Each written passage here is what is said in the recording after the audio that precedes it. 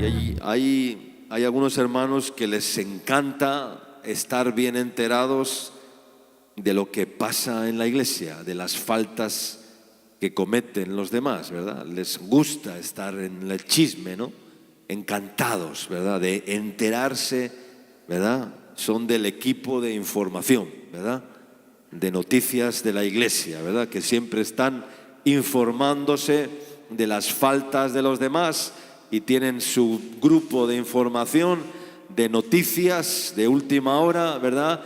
Y se pasan la voz denunciando las faltas que están cometiendo. Son el equipo de información, de noticias de última hora de la iglesia, ¿verdad? Y ese grupo, ¿verdad?, se comunica rápidamente. Mira lo que hizo este, mira lo que hizo aquel, mira lo que ha pasado. Y están todo el día preocupados y pensando en lo que han hecho los demás y hablando de las faltas que han cometido los demás.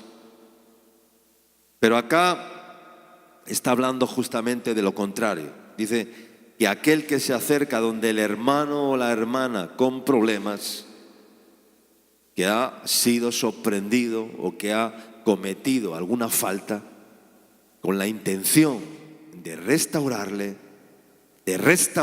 dice, no de juzgarle, sino de restaurarle, ¿verdad? Benditos son los hermanos que se acercan para restaurar y no para juzgar y condenar. ¿Cuánto dicen amén? No quiere decir esto que hay que ser consentidores, pero repito, la misericordia triunfa sobre el juicio. No quiere decir que no haya que juzgar, porque el espiritual dice que juzga todas las cosas, mas él no es juzgado de nadie, porque es espiritual y no necesita ser juzgado. El que es espiritual no necesita ser juzgado, porque él mismo se juzga a sí mismo. Amén. Es introspectivo, ¿verdad? Y analiza primero su vida, ¿verdad?, antes de juzgar a otro. Entonces, hermanos, dice que lo hacen como, dice, con espíritu de ¿qué? De mansedumbre. ¿Con espíritu de qué? De mansedumbre. Vosotros que sois espirituales, restauradle, porque no se puede restaurar de otra manera. Dice, restauradle con espíritu de ¿qué? De mansedumbre.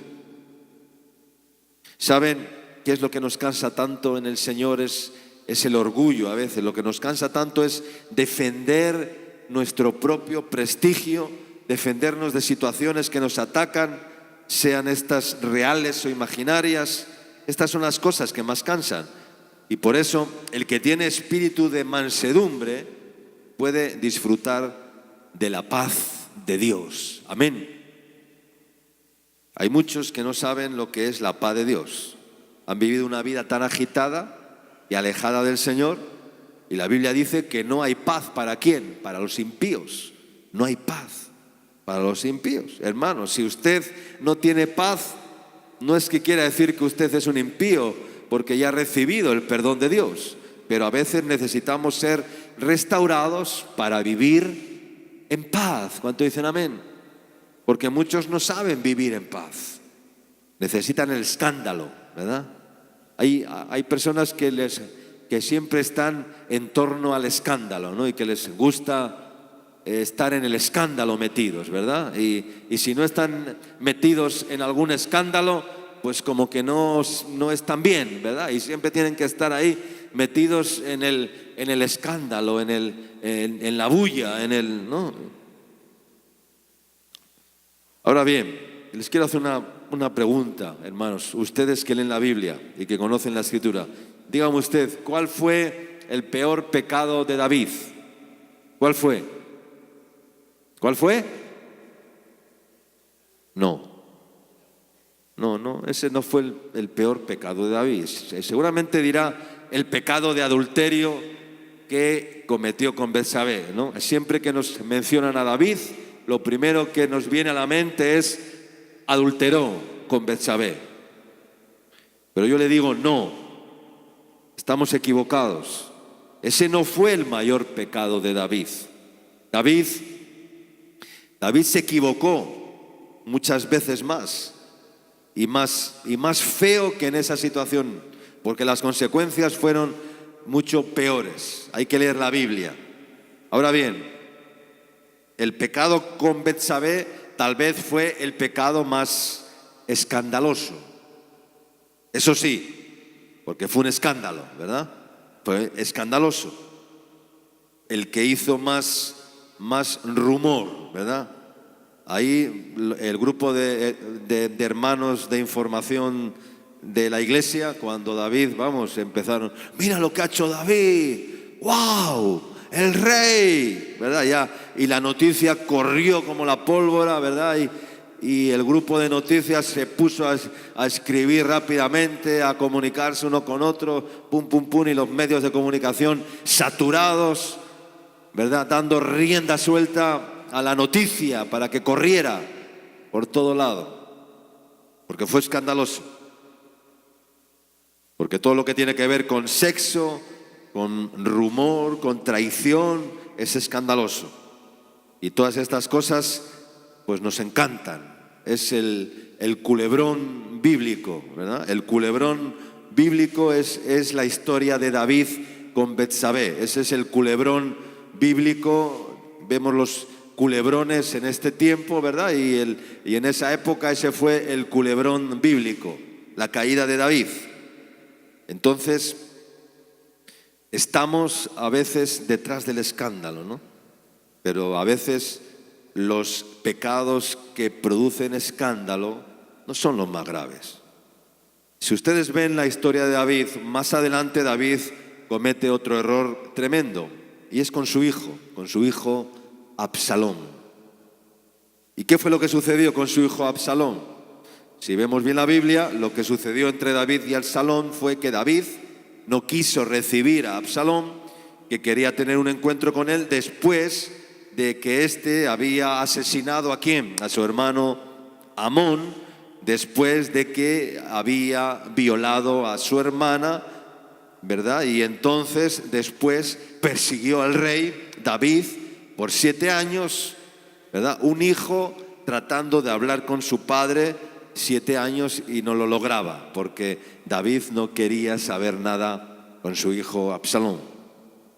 Yo creo que David fue un gran hombre de Dios, seguro, no me cabe ninguna duda, pero tuvo algunas fallas o algunas carencias familiares, como en este caso en su relación de padre con su hijo Absalón, porque no le perdonó lo que hizo cuando asesinó y mató a su hermano Amón. Y fracasó. David fracasó con varios de sus hijos. Y resulta que esto generó tal odio en Absalón, que este muchacho, que dice que era bello, como pocos en Israel, cabello rubio, largo, ojos claros, ¿verdad? Tipo sueco, tipo Thor, ¿no? ¿Han visto a Thor? Pues más o menos el perfil de este actor, no sé cómo se llama porque tiene un nombre un poco raro, ¿ya? Pero, ¿no? Tipo Thor, pero se transformó en un monstruo y empezó a idear un plan para sacar a su padre, y que era rey y que era incompetente para ocupar el trono conforme a su juicio, ¿no? Y empezó a tratar de pensar en cómo hacerlo y lo logró. Levantó a todo un pueblo que se sublevó y violó a todas las concubinas a la luz del sol en las terrazas reales a vista de todos, y este hombre siguió la lucha por el poder hasta que murió, como sabemos, de una forma trágica. Pero el problema de Absalón fue terrible para David, porque fue la muerte no solamente de Absalón, sino de un número incalculable de efectivos dentro de su ejército, y una división que hizo sangrar a Israel por muchos años y que produjo dolor en Israel por muchos años, y muchas personas fueron dañadas por ese acontecimiento, por esa tragedia, por esa mala relación y por esa sublevación de Absalón con su padre David. Pero más adelante vemos otro problema que tiene David, el hombre según el corazón de Dios. No nos olvidemos, dice que Satanás lo incitó, ¿para qué? Para hacer un censo, ¿verdad? Han leído la historia cuando David censó al pueblo de Israel y Joab trató de reconvenirle sin éxito, y la historia es que por esa causa murieron ¿cuántas personas? 70.000, nada más y nada menos, 70.000 personas murieron por la mano del ángel que hirió el campamento de Israel. 70.000. Y con el pecado de David con Betsabé, ¿cuántas personas murieron? ¿Cuántas? Una sola. ¿Quién fue? Urías Eteo. ¿Ya? ¿De una a cuántas? A 70.000. ¿Cuál pecado fue más grave de David? ¿Se dan cuenta? ¿El escandaloso o el que se manejó de una forma no tan escandalosa, pero que provocó un mal mucho mayor, porque murieron más de 70.000 personas? ¿Cuánto dicen amén? Muere Urías, que lo manda a matar, y luego también murió su hijo, creo, ¿no? Murió el niño, fruto de la relación sexual con Betsabé. El niño murió. 2 personas, Urías y el niño, ¿verdad? 2. Entonces vemos que esto fue tremendo, pero siempre nos llega a nosotros el pecado más escandaloso. Y por eso cuando dice la Biblia que tenemos que restaurar, no nos podemos llevar o guiar por el estupor del escándalo, sino que podamos ser maduros para tener ese espíritu de restauración. Amén. Y por eso dice la Biblia, ustedes que sois ¿qué? Espirituales. Vamos a ver quiénes son los espirituales en la iglesia. No dice que tienen que ser los pastores, los diáconos, los copastores, el consejo de ancianos, no. Tiene que haber hermanos en una iglesia sana, tiene que haber hermanos que sean restauradores, que no sean calumniadores, que no sean jueces, sino que sean restauradores. Hay gente que puede estar en depresión, en tristeza, y al que está así no le importa nada. Le importa a sí mismo y su situación. No ve nada, no escucha nada. Y por eso necesita la iglesia gente que pueda ministrar a los deprimidos, porque si no los deprimidos se van a ir con su depresión al infierno. Amén. Y hay gente que llega tan herida, gente que ha pasado por tantas violencias y sufrimientos terribles, y necesita una iglesia que tenga oídos para oír y para soportar, para poder luego restaurar. ¿Cuánto dicen amén? Hay casos que hemos tenido que cargar sobre nuestros propios hombros a lo largo de los años en el ministerio, dedicando tiempo y tiempo y tiempo, y hablar y aconsejar, porque detrás de una persona, pues detrás de un hombre hay una mujer, si está casado, hay unos hijos, hay una familia. Detrás de una persona siempre hay otro grupo de personas. La persona nunca está sola, ¿no? Y es meterse en una tarea de amor, porque si la iglesia no tiene el amor de Cristo, entonces la iglesia, ¿qué tiene? Está vacía, está hueca totalmente. Entonces, hermanos, necesitamos restaurar. Este es un tiempo en el cual la iglesia necesita no solamente predicar el evangelio. Ya se ha predicado mucho el evangelio. La iglesia se ha acostumbrado a hacer talleres y talleres y talleres y conferencias y conferencias y más conferencias. Yo ya estoy hastiado de esos talleres. No me enseñan nada. A mí lo que me enseña es la vida práctica, no los talleres, no el aula. El aula enseña poco, enseña teoría, conocimiento, pero el conocimiento envanece, hermanos. El amor edifica, dice la Escritura. Y tantos talleres y talleres y talleres. Todo el mundo organiza talleres, todo el mundo quiere enseñar, todo el mundo quiere ser maestro. Cuando dice la Biblia, no llaméis a nadie maestro en la tierra, porque como padre dice, solo hay uno. Y muchos le decían, rabí, rabí, maestro, maestro. Y el Señor les dijo, no, no llaméis a nadie maestro. Dice, no os hagáis maestros muchos de vosotros, sabiendo que recibiréis mayor condenación. Ay, amigo, hoy hay muchos maestros, hay más maestros que alumnos. Todos quieren enseñar, todos quieren, pero que pocos quieren ser enseñables y dejarse enseñar, ¿verdad?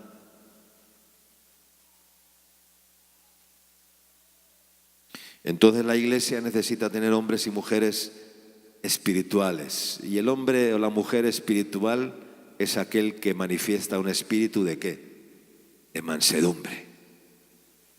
Para cargar a los que realmente tienen vidas estructuradas y así poder sobrellevar las cargas los unos de los otros, como hemos leído.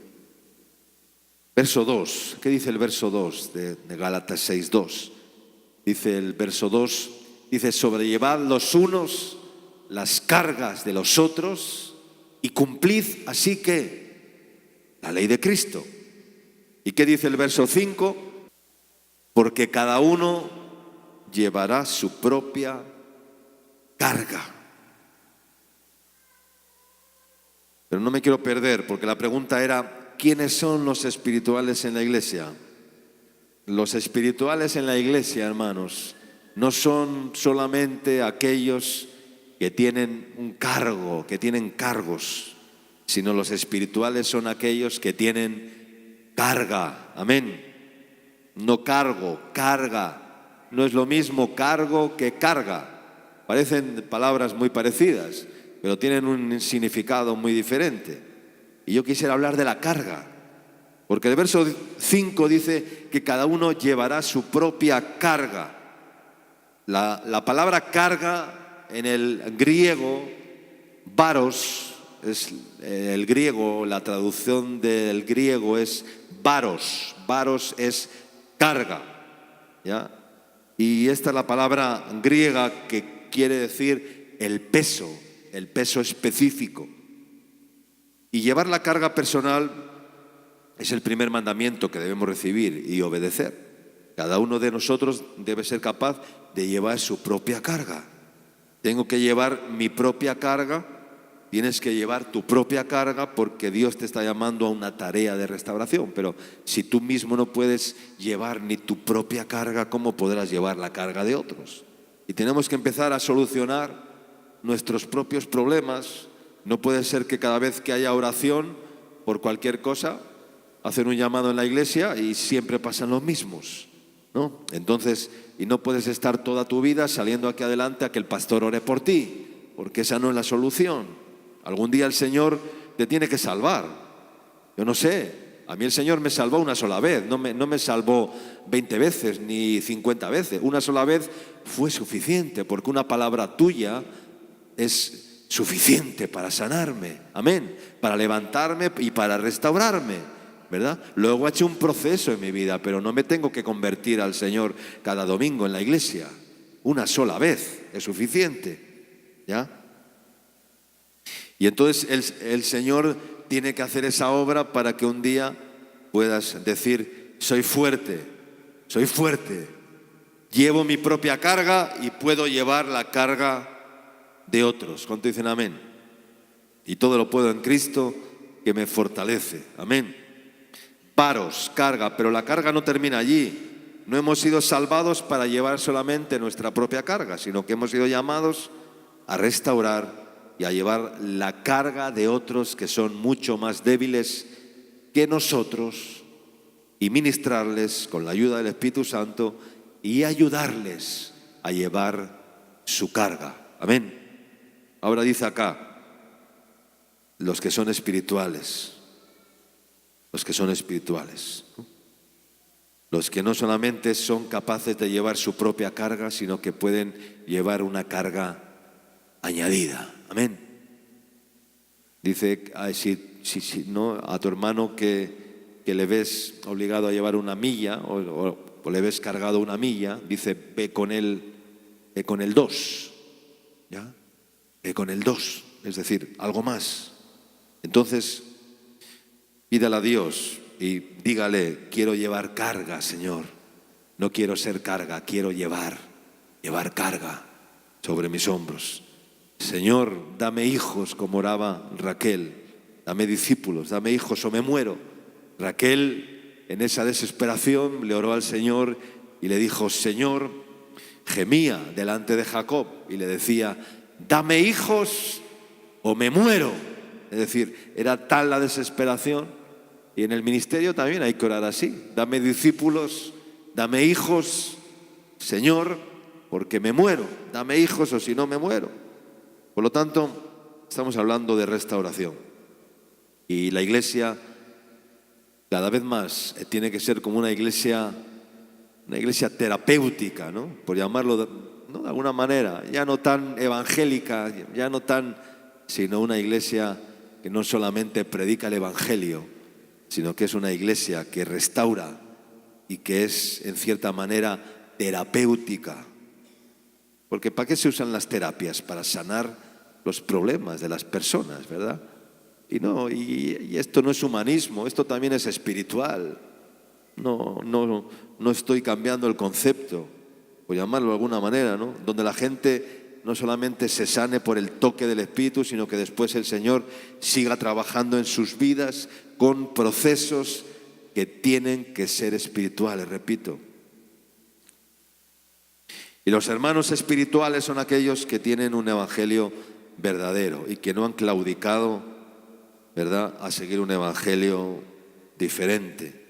Como dice Gálatas en el capítulo 1, y espirituales son los hermanos que tienen la capacidad de vivir una vida sacrificada, crucificada, juntamente con Cristo, ¿verdad? Estos son los espirituales. Son espirituales los que están firmes en la libertad con que Cristo nos hizo libres. ¿Cuánto dicen amén? Gálatas 5:1, un capítulo anterior. Dice, estad pues firmes en la libertad con que Cristo nos hizo libres y no estéis otra vez sujetos al yugo de esclavitud. El jueves escuchamos hablar acerca de la libertad. Qué bueno es la libertad, bien usada, ¿verdad? Qué buena es la libertad, bien usada, porque el Señor nos ha llamado a libertad. Y cuando dice aquí el apóstol Pablo, estad pues firmes en la libertad con que Cristo nos hizo libres y no estéis otra vez sujetos al yugo de esclavitud, estaba hablando del yugo legalista de la religión, lo cual a veces es un impedimento, porque la religión lo que emite es juicio, no misericordia, repito, y la misericordia triunfa sobre el juicio. Y por eso el otro día, no es que me molestase, pero ante aquel mensaje que recibí, pues me hizo reflexionar, ¿no? Y me di cuenta cómo brota el espíritu de juicio religioso, ¿verdad? Por encima de la misericordia, por encima de, conversar si es necesario y llegar a rápidamente, pum, el juicio, rápidamente el juicio, ¿verdad? Qué fácil es juzgar, qué fácil es denunciar, qué fácil es, en vez de considerar. Dice, no sea que tú también seas, ¿qué? Tentado. Hemos leído. Dice, no sea que tú también seas tentado. Eso hemos leído en el capítulo al principio. Dice, considerándote a ti mismo. Claro, el que es espiritual ya se considera a sí mismo, no sea que él también sea, ¿qué? Sea tentado.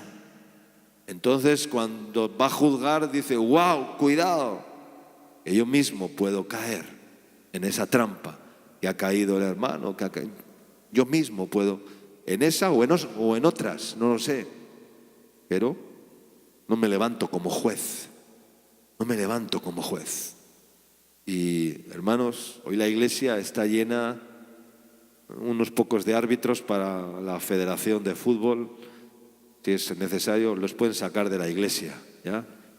Si en el colegio de árbitros hay escasez, que vengan a la iglesia y hay unos pocos que son aptos para sacar tarjetas por doquier, y tienen el bolso lleno de tarjetas amarillas y rojas, de todos los colores, ¿verdad?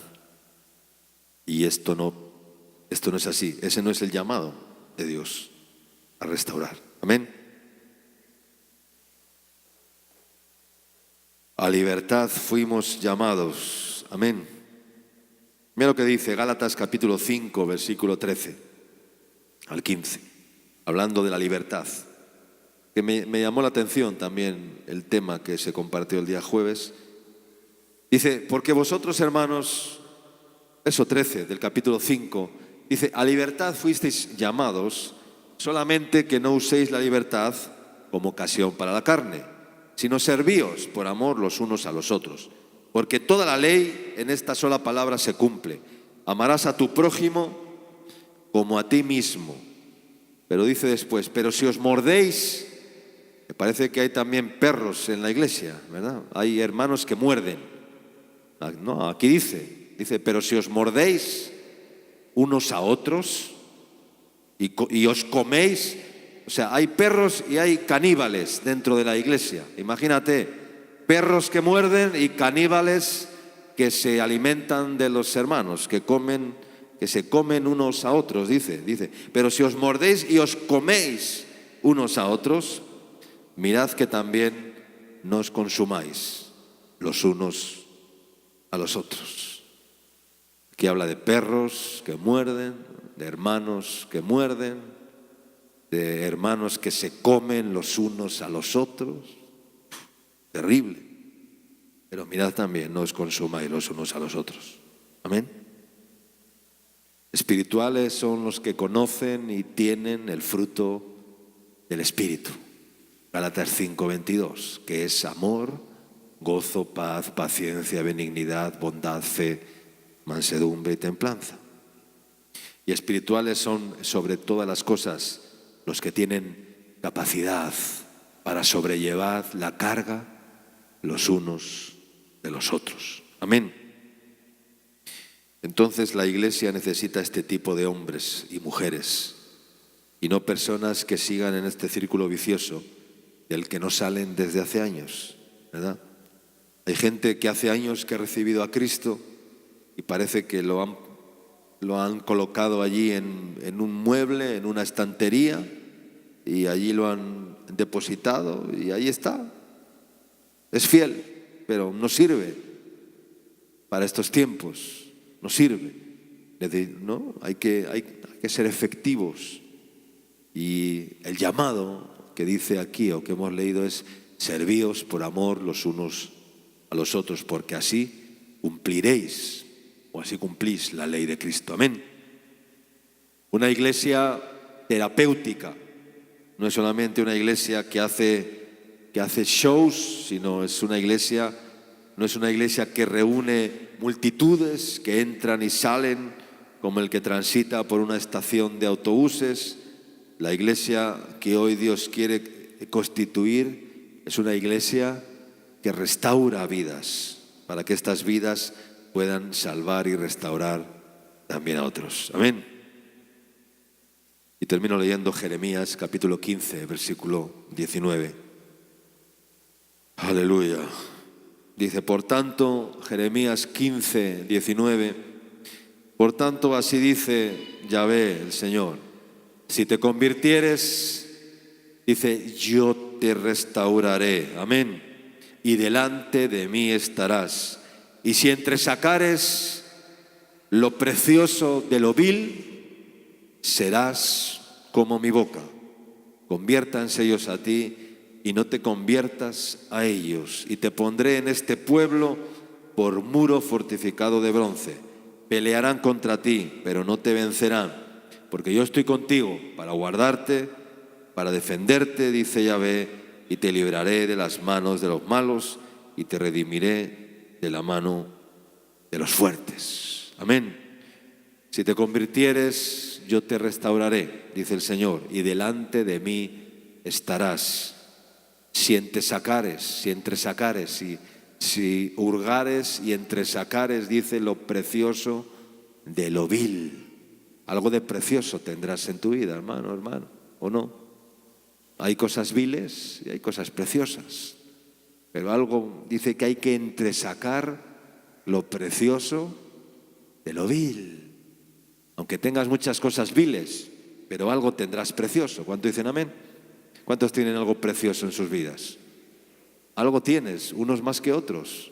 Unos tienen, no que seas precioso ni preciosa, ¿no? Sino que tengas algo precioso dentro de ti. No estoy hablando de que seas una belleza, no, de una belleza no, o un bello varón, no, sino que tengas algo precioso dentro de ti y lo saques para que otros lo vean, porque lo precioso de ti, cuando lo manifiestas, los demás lo ven. ¿Cuánto dicen amén?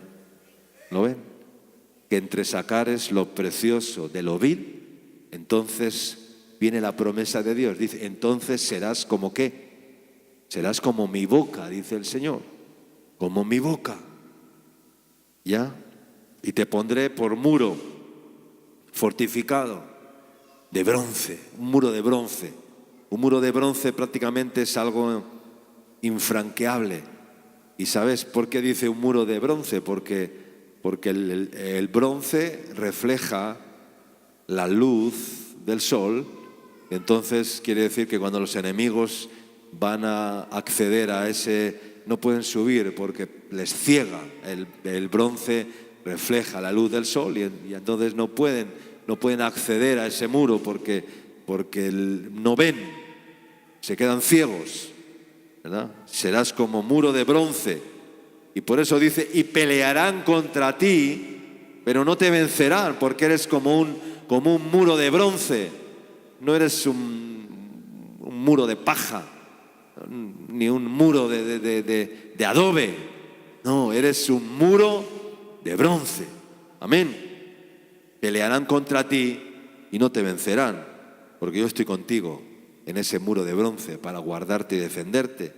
Y te libraré de la mano de los malos y te redimiré de la mano de los fuertes. Amén. Gloria al Señor.